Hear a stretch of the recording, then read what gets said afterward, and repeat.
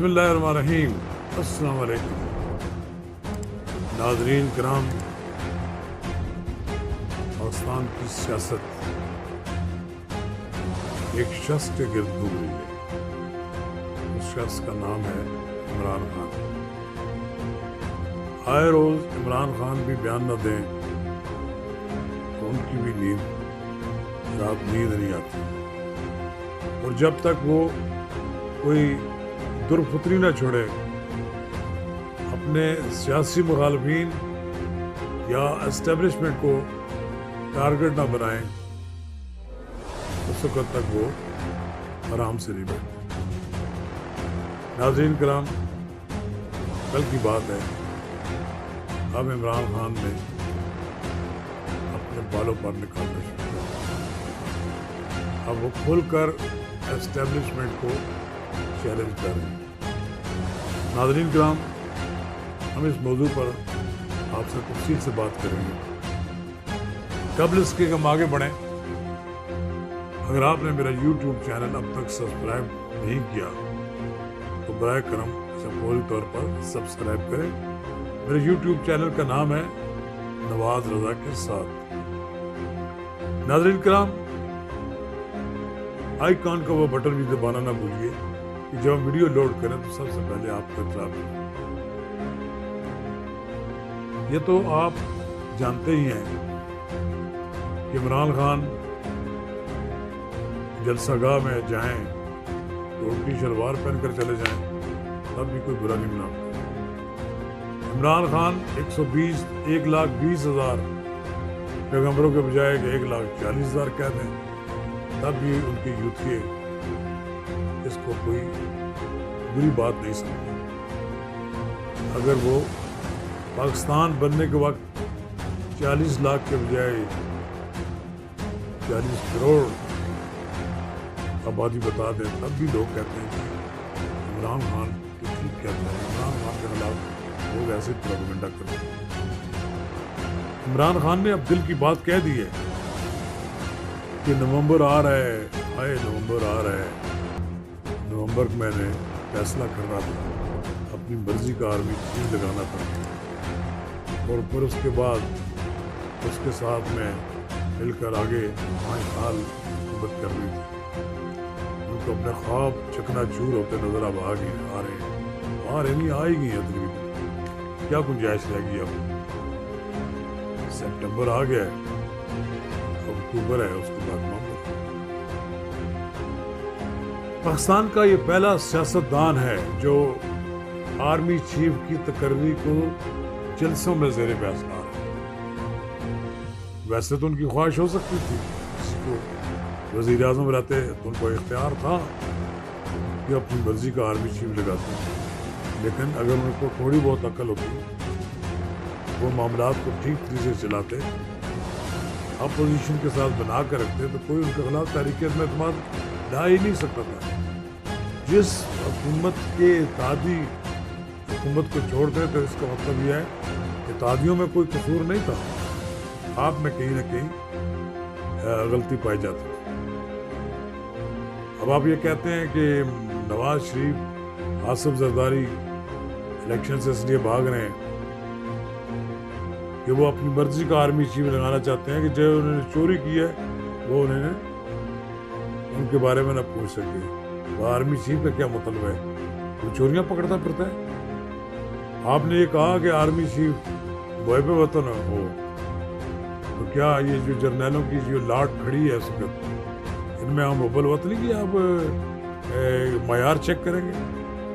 ये लोग जो 35-40 साल सरोस करके इस मकाम तक पहुंचते हैं, उनकी अव्वल वतनी को चेक करना, शक करना, मैं समझता कि बददियानती की बदतरीन मिसाल है। यहाँ तक जो आदमी पहुंचता है उसकी एक एक चीज चेक की जाती है, और जो करता है कि यही कोई आदमी, कोई जर्नैल, कोई ब्रिगेडियर, कोई किसी सदा का कोई आदमी, फिर वो निशाने पर बना दिए जाते हैं। हमारे सामने इसकी मिसालें मौजूद हैं। इमरान खान साहब, आप चमुख की लड़ाई लड़ रहे हैं, आपको लड़ाई लड़ने का हक हासिल है, लेकिन फिर जवाब भी आपको आएगा اس کا بھی آپ سہنے کی آپ کو ہمت ہونی چاہیے۔ آپ کے اس بیان کا ISPR نے نوٹس لیا ہے اور یہ کہا ہے کہ فوج میں شدید غم و غصہ پایا جاتا ہے۔ آپ اگر اس طرح کی باتیں کریں گے یا تو ایک پری پلانڈ باتیں کر رہے ہیں آپ، اس مطلب ہے جو بھی آپ کر رہے ہیں یہ کسی شیڈول کے مطابق آپ ساری باتیں کر رہے ہیں، اور آپ سے اس سے بھی زیادہ کوئی اس سے زیادہ بھی امکان ہے کہنے کا کہ کل آپ کوئی اور بات ایسی اس طرح کی کر دیں، اور آئے دن جو آپ میں فرسٹریشن بڑھتی جائے گی، اپنے دل کو بھی تسلی دیں گے اور ان قوتوں کو بھی ڈرانے کی کوشش کریں گے کہ میں نے اگر منہ کھولا تو آپ کہیں کی نہیں رہیں گے۔ عمران خان صاحب آپ کے بارے میں بھی بہت کچھ نہیں معلوم ہے۔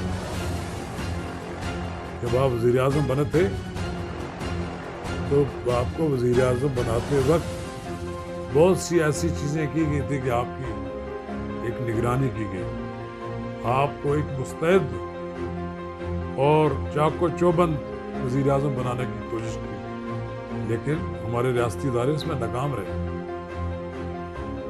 یہی بات یہ ہے کہ جب آپ اسٹیج پہ کھڑے ہوتے ہیں پتہ نہیں کیا کچھ آپ کہہ دیتے ہیں۔ ٹھیک ہے، آپ اقتدار سے محروم ہیں نا، اگر آپ نے کوئی غلطی نہ کی ہوتی، آپ نے فارن فنڈنگ کیس میں آپ نے کوئی غبن نہ کیا ہوتا، خیرات کے پیسوں سے آپ نے یاشیاں نہ کی ہوتی، آپ کو کوئی آج نہیں پوچھ سکتا تھا۔ کس نے کہا کہ توشہ خانہ کی وائف خرید کر لے جائیں پونے پونے دام اور انہوں نے دبئی کی مارکیٹ میں فروخت کیا؟ آپ نے شہزادہ محمد بن سلیمان کے سامنے پاکستان کو شرمندہ کیا۔ اب آپ جب آپ اس طرح کی حرکتیں کریں گے تو یقیناً پاکستان کی بدنامی ہوگی۔ گھر لے جانا کوئی بری بات نہیں تھی، میرے کپتان، اگر آپ کو گھڑی چاہیے تھی، آپ کو قیمتی گھڑی پہننے کا اگر شوق نہیں تھا پھر گھڑی کیوں لے کے جانے کا؟ اگر آپ کو دیگر چیزوں گھر میں نہیں رکھنی تھی تو نہ لے جاتے۔ یہ چیزیں ملتی ہیں گھر میں رکھنے کے لیے، بازار میں فروخت کرنے کے لیے۔ چلے کوئی غریب آدمی جس کو ملی کوئی چیز اس نے فروخت کر دی، لیکن آپ تو اس ملک کے وزیر اعظم تھے۔ آپ کے بارے میں تب بھی لوگ کہتے ہیں قارون کا خزانہ دبا ہوا ہے بنی گالہ میں۔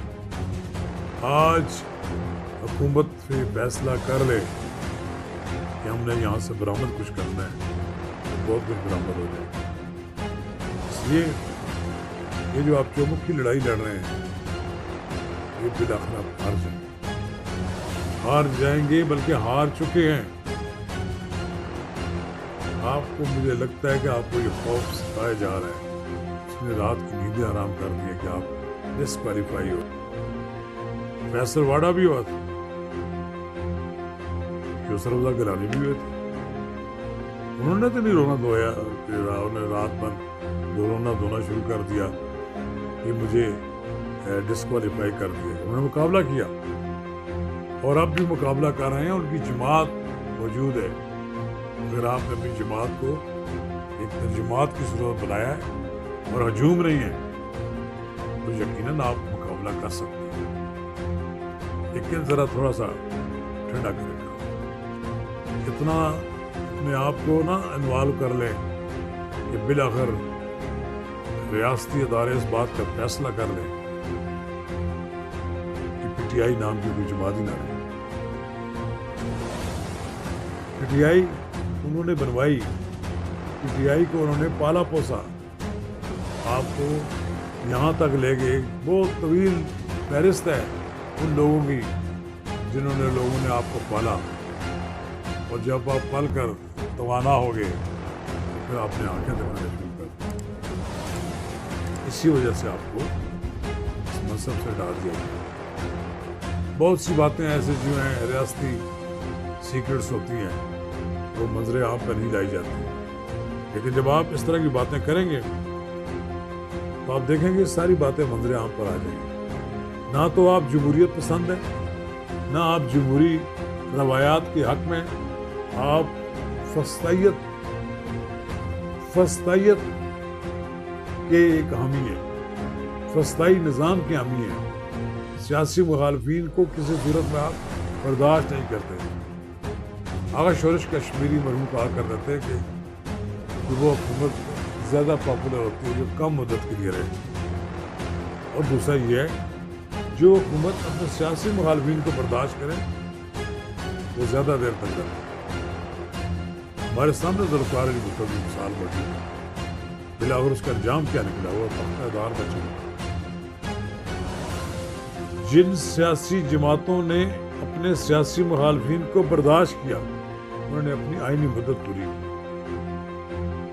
جب کبھی سیاسی جماعتیں کسی حکومت کو ڈی اسٹیبلائز کرنے کی کوشش کرتی ہیں تو حکومت اپوزیشن کو منانے کی کوشش کرتی ہے۔ آپ نے کہا میں جیلیں بھر دوں گا، آپ نے کوشش تو پوری کی۔ شہباز شریف، نواز شریف، سب لے کر جتنے بھی لوگ ہیں سب کو آپ جیلوں میں جاتے ہوئے دیکھ کر بڑے خوش ہوتے تھے، بڑے آپ خوشی کے شادیانے بجاتے تھے۔